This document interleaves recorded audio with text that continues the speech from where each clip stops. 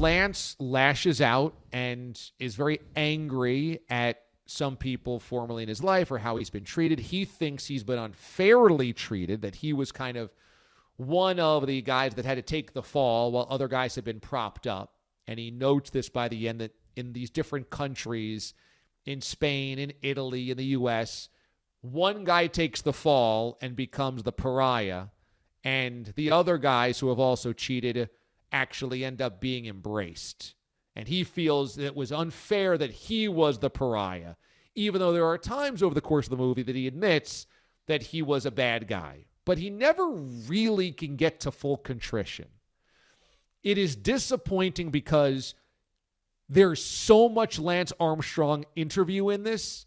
It is so fully a documentary about Lance today. I mean, 80% of this is his quotes today. That the fact that he can't get to actual apologies and real sincere contrition about bullying people in his life that called him out, that he was going to run the truck over and sue for defamation, even though he was the one lying and he was the one doping. He never quite gets there. He doesn't ever quite understand what he did. And because he can't go there, it just leaves you feeling so flat, like we just watched 4 hours of a guy that still can't quite come to the truth. And it's 80% of those 4 hours is about him not being able to come to the truth. And so, there's little things in there that are just kind of left that you go, well, what's going on here? His son plays football at Rice.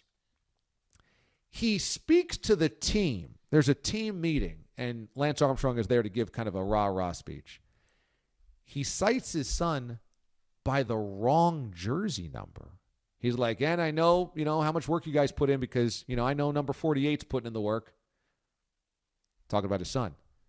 His son comes up to him afterwards and goes, just so you know, Dad, I wear number 35. He goes, you do?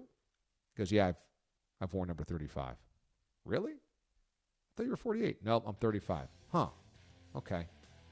Now, if that's not some insight into Lance Armstrong's bizarre parenting, his kind of aloofness with his wives and his girlfriends and his all the inner workings of his teams and his teammates, it's right there, and it's just kind of left for, you want to ask Lance, how do you forget your son's football jersey number?